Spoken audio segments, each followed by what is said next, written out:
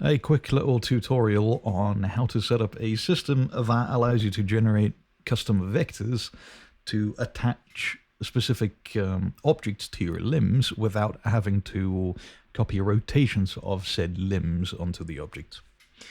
So for this, you're going to have to use 2 aim constraints per joint. So an arm is a set of 2 aim constraints, a forearm is 2 aim constraints, a hip is 2 aim constraints, and so forth and so forth. One of the prerequisites is that your object is more or less aligned with the bone that it wants to be attached to. So, in my case, an arm bone has the same orientation as this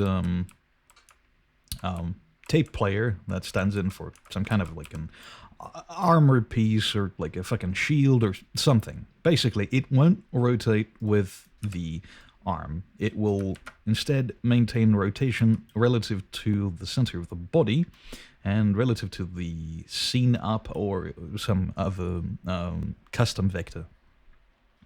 This is, like I said, useful for attaching things like armor or various props, or maybe like some weapons, or I don't know, fucking Pip-Boy, or some Captain America's fucking shield, or something like that. Something that shouldn't spin with your arm. So to make this work, make sure that you're more or less aligned with the bone, unless you're willing to create custom aim targets with custom offsets. If you are willing to do this, good on you. I'm not going to go over that. It's not too hard. You just need to accommodate for this offset, but we're going off of the assumption that you have an object that's rigged in the same way your underlying armature for your character is. So we're going to just kind of copy the bone positions that way. So go ahead and add your objects and position them wherever you want them, and make sure they're more or less aligned with the bones. Now let's go ahead and actually add the stuff to create those custom up vectors. For the arms, that's going to be in their median bone, which in my case is the chest bone, because that chest bone splits into the neck and the 2 shoulders. So in the chest bone, create an empty and call it, I don't know, left arm up vector. That's good enough. Now position this game object more or less to be in line with the arm joint, so somewhere around here. This is good enough, but a little bit of forward-looking, going ahead of myself, I'm going to actually raise this a little bit to the neck root, because I actually prefer to have a little bit of a bias to the arm vector, because in most cases arms are pointed down or forwards down. They rarely ever point forward or up, so having that bias baked into the vector is just generally a better idea. So position it and set it so it's more or less pointing upwards with the y-axis. Now create a point in the middle of your arm that this object is going to track. So left arm up vector target, and position it somewhere in like middle, somewhere center mass. It doesn't have to be precise. It just has to be far away enough from the joint itself to actually move from the perspective of your up vector for it to be able to point away at it. The further away you point it, the larger the error and harder the snap will be on this vector. So pointing it at about the middle of the limb is perfectly fine. So now just go ahead and add an aim constraint. I'm using VRChat's aim constraints, or constraints in general, but you can just use regular constraints. These are just forced to be swapped out at runtime. They also provide a couple of extra features.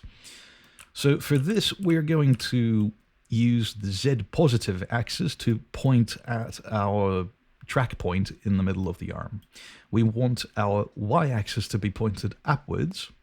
Technically, you can use any of these axes, but it gets a little bit funky to set up the aim constraints on the props themselves. So it's best to just keep the Z-axis pointed at our target and the Y-axis pointed up from the body. So to do this, just reference your object, activate, and 0. As you can see, that Z-axis is pointing at our track point, and our up vector is biased and canted slightly. Now, this is exactly what we want, so all we need to do now is to just attach it to the underlying arm. So let's go ahead and add a position constraint, not a rotation or parent, although you can use parent constraints, but that's just copying more than you need. And attach it to the underlying arm, so when I move the limb, the object moves with it.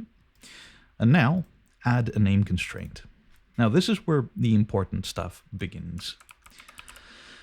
First, you want to use your custom up vector, so switch to object rotation up and reference your up vector in the world up object field. Make sure that its vector is using Y. So since our Y positive vector is pointing up and away from us, we're using positive Y vector as the up vector here. Now, another important set of axes, vectors, whatever, is these two. First is the vector that actually points at the next joint, and in this case it's the Y positive. By default, Unity wants to point at things with Z positive, but if we do that, our object is going to flip 90 degrees clockwise here. We don't want that. We actually want it to point at the target with Y positive, so I'm just going to swap these two out. And then I'm also going to make sure that my up and away vector, the one that points up from the limb and away from the body, is this one, which is Z positive. So I'm going to swap these two. Now I'm just going to go ahead and add the target that we will be aiming at, activate, and for all intents and purposes, this is fully functional now. This is done. It will flip at a specific angle where this object is parallel to the up vector that we reference. So as this as these two become parallel, they will just force the object to rotate. There's nothing you can do about that unless you want to also animate and do a bunch of corrections, but you don't need to, because in most cases you can't actually get this physically to occur without having to like actually move your controllers about in unnatural ways where your limbs will clip through your body basically. So if we don't want, let's say, if we don't want this object to rotate at this angle, we can adjust where this up vector sits and change its bias by dragging it up and down. So the more shallow and the more parallel the angle gets to the forearm, the faster it will approach this flipping point. So having it be far enough to not allow it to become parallel with the up vector will prevent it from rotating early. I'd prefer to have it somewhere around the neck, so that's good enough in most cases. Now let's go ahead and attach this MRG recreation sigil, whatever, to the forearm. There is one caveat with this one, and it's that we need to make sure that our up vector for the forearm is going to be always pointing up if we want to simulate gravity, rather than kind of behaving like the existing up vector, pointing canted and away. Because if we do this and bring our arms forwards here, the vector will still point away, and it will not be pointing down or up, it will be pointing slightly sideways, and that's not how gravity works. Speaking of gravity, actually, one important part is if we bend our body, you can see that the vector in the chest will still point upwards. We may not want this. We may want our armor to follow with the body. That's where in the up vector you can switch world up type from scene up to object rotation up, and then just reference the nearest bone, and this will force it to maintain rotation of its parent. I don't want this. I actually want it to be affected by gravity in essence, so I'm going to use scene up in this case. So let's go ahead and attach the forearm object. We're just going to create another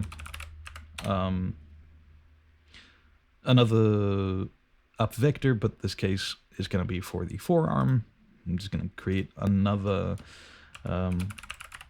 target. Position it somewhere in the middle of the limb. Again, don't have to be precise.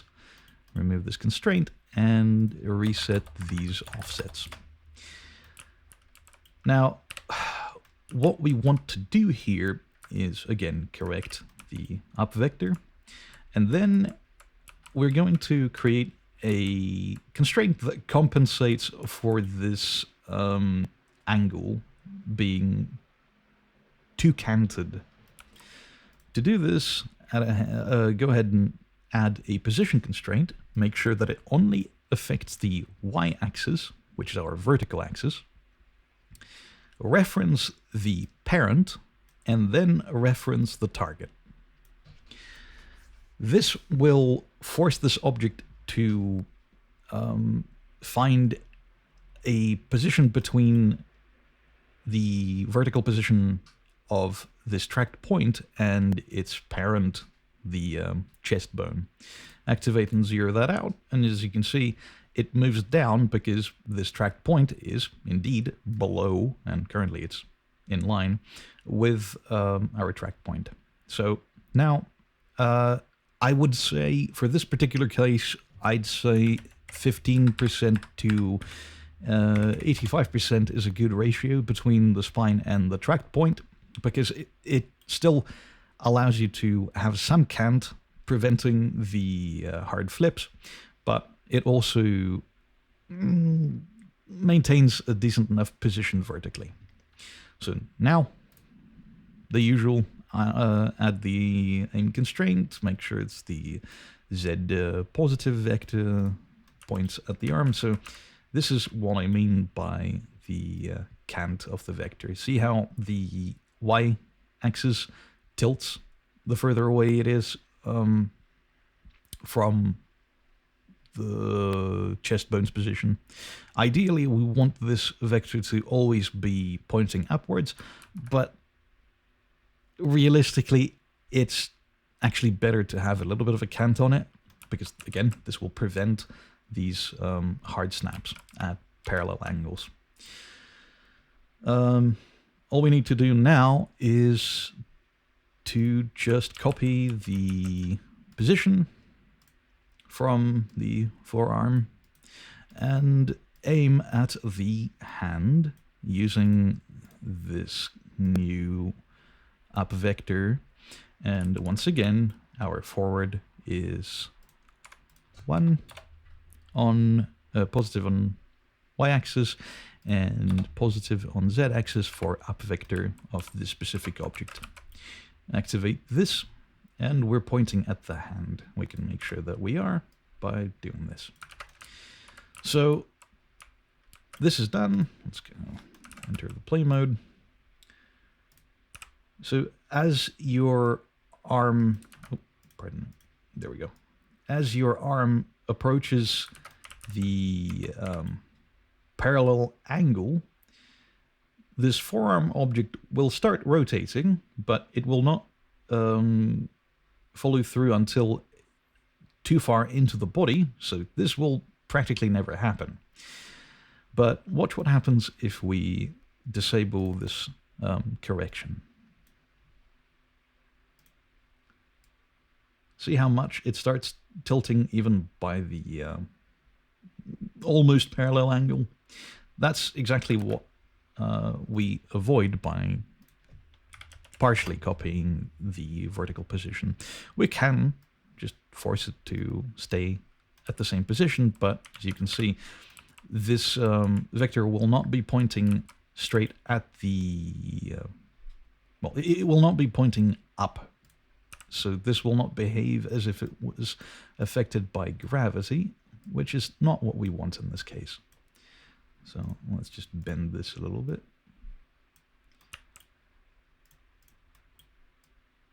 Like so. It's almost pointing up, but you can see that this rotation points away from the body. That's not what we want, and that is why we need to copy the position of our tracked point for this vector to be pointing more or less up. It's slightly canted still, and if we fully copy the position, it will actually be pointing up. But for all intents and purposes, 15 to 85% on this position constraint is a very good middle ground. That's pretty much it.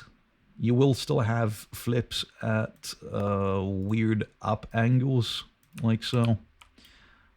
But there's nothing you can do about it. It's just the nature of these constraints. However, this does work for legs, head, tails, stuff like that.